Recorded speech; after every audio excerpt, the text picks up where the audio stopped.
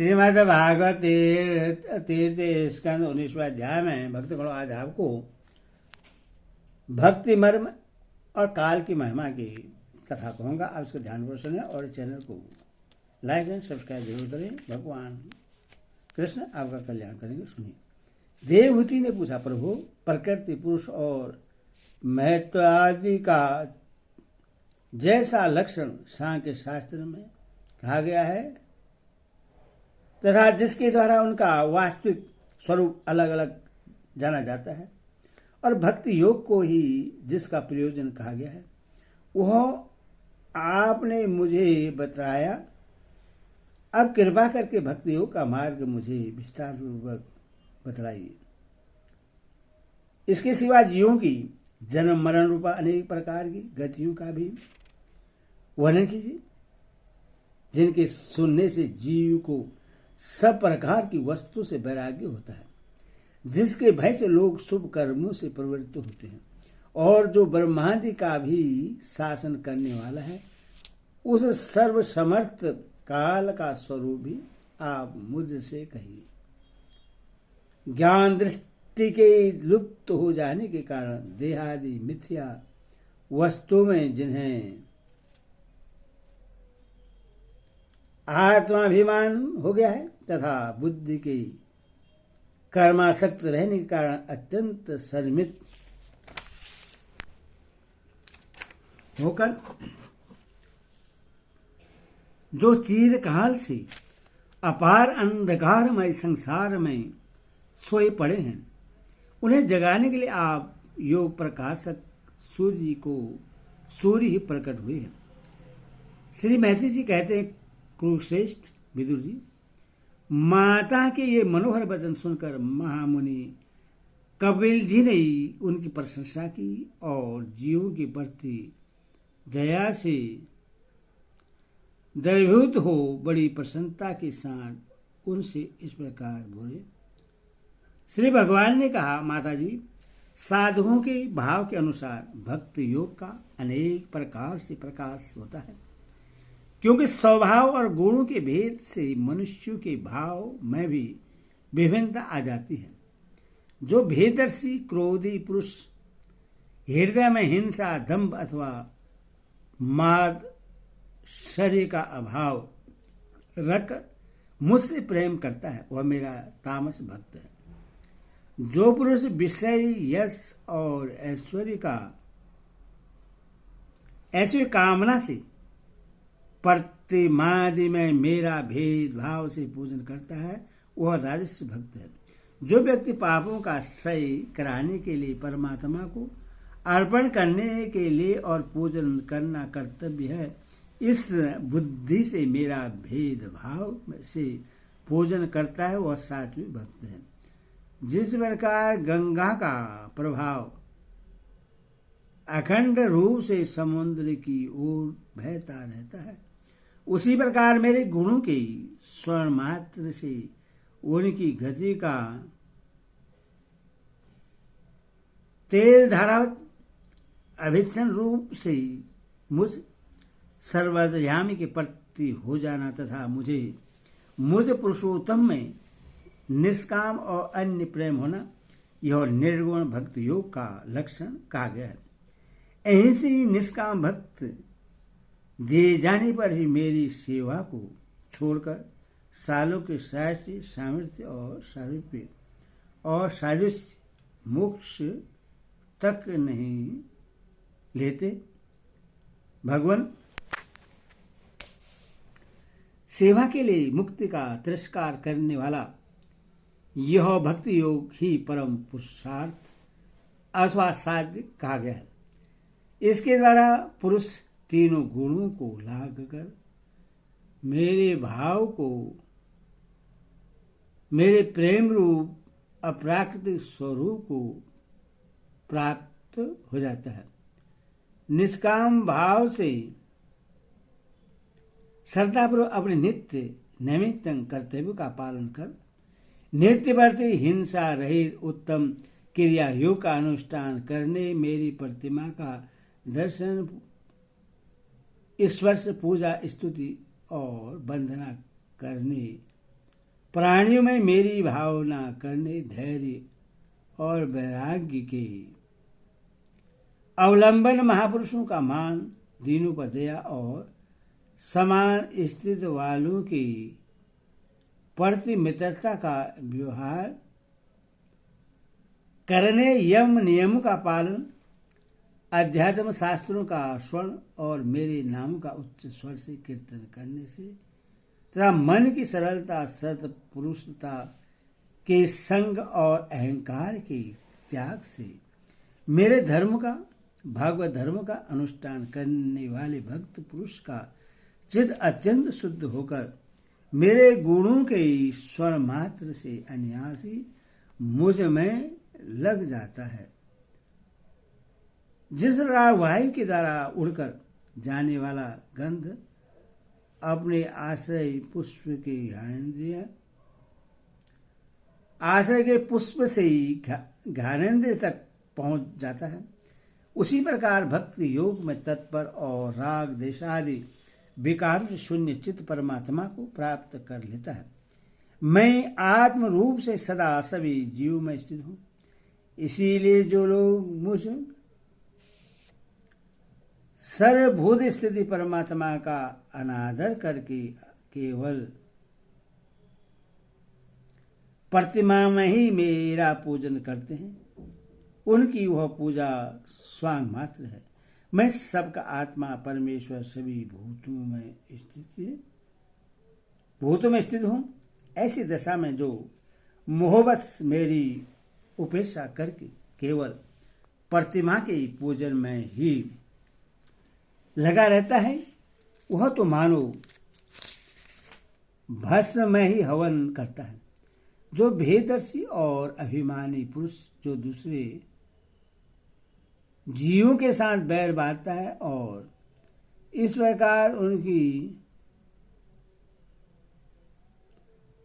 उनकी शरीरों में विद्यमान मुझ आत्मा से ही द्वेष करता है, उसके मन को कभी शांति नहीं मिल सकती। माता, जो दूसरे जीवों का अपमान करता है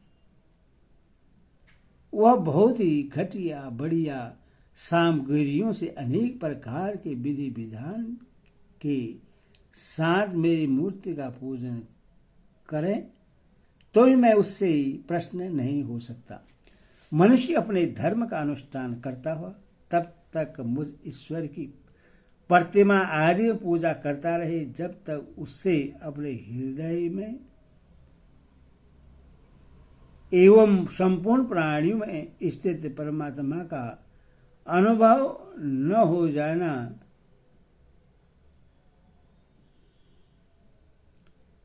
परमात्मा अनुभव न हो जाए।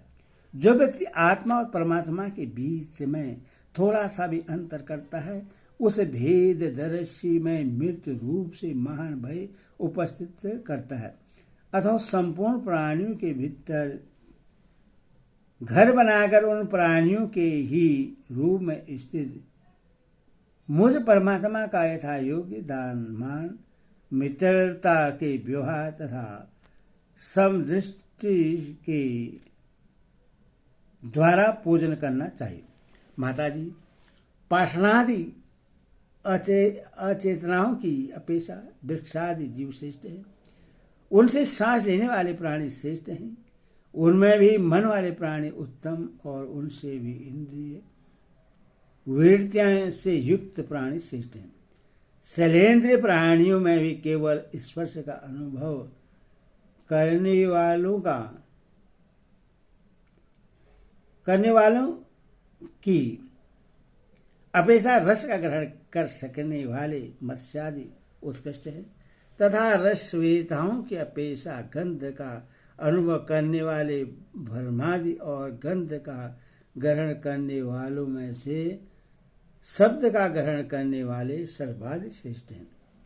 उन्हें से भी स्वरूप का अनुभव करने वाले काकादि उत्तम हैं, तथा उसकी उपेक्षा जिनके ऊपर नीचे दोनों ओर दांत होते हैं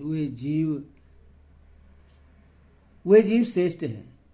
उनमें बिना पैर वालों से बहुत से चरणों वाले श्रेष्ठ हैं, तथा बहुत से चरणों वालों से 4 चरण वाले, और 4 चरणों वालों में से 2 चरण वाले मनुष्य श्रेष्ठ हैं। मनुष्य में भी 4 वर्ण श्रेष्ठ हैं, उनमें भी ब्राह्मण श्रेष्ठ हैं। ब्राह्मणों में वेद को जानने वाले उत्तम हैं, और वेदज्ञों में भी वेद का तात्पर्य जानने वाले श्रेष्ठ हैं। तात्पर्य जानने वालों से श्रेयस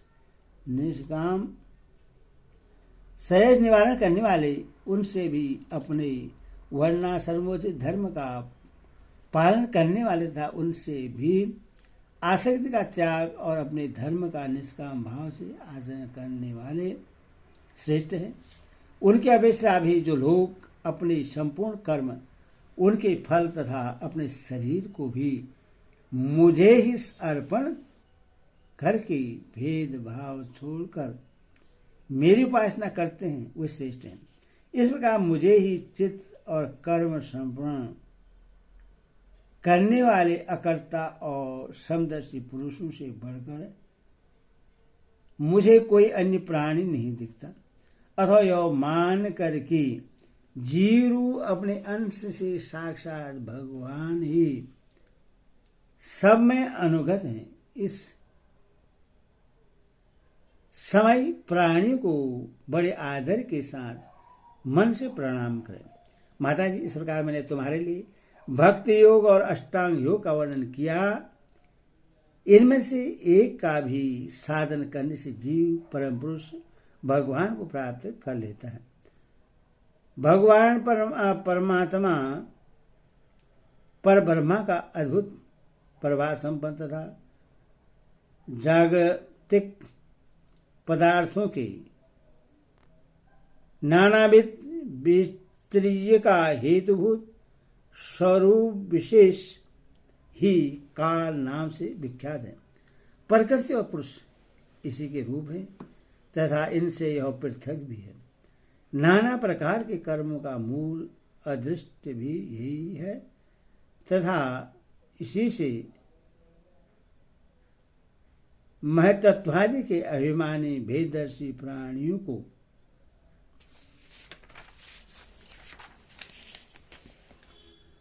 सदा भय लगा रहता है, जो सबका आश्रय होने के कारण समस्त प्राणियों में अनुप्रविष्ट होकर भूतों द्वारा ही उनका सार करता है। वह जगत का शासन करने वाले ब्रह्मादि का भी प्रभु भगवान काल ही यज्ञों का फल देने वाले विष्णु है। इसका न तो कोई मित्र है और न कोई शत्रु और न कोई सगा संबंधी है। यह सर्वदा सजग रहता है और अपने स्वरूपभूत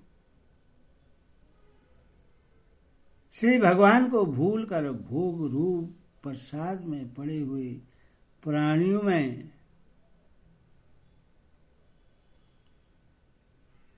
पर आक्रमण करके उनका संहार करता है।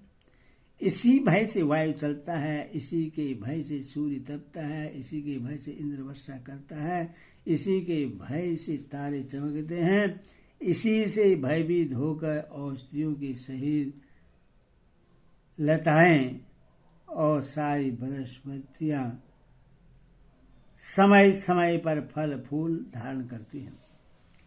इसी के डर से नदियां बहती हैं और समुद्र अपनी मर्यादा से बाहर नहीं जाता। इसी के भय से अग्नि प्रज्वलित होती है और पर्वतों के सहित पृथ्वी जल में नहीं डूबती। इसी के शासन से यह आकाश जीवित प्राणियों को श्वास प्रश्वास के लिए अवकाश देता है और महत्वत्व अहंकार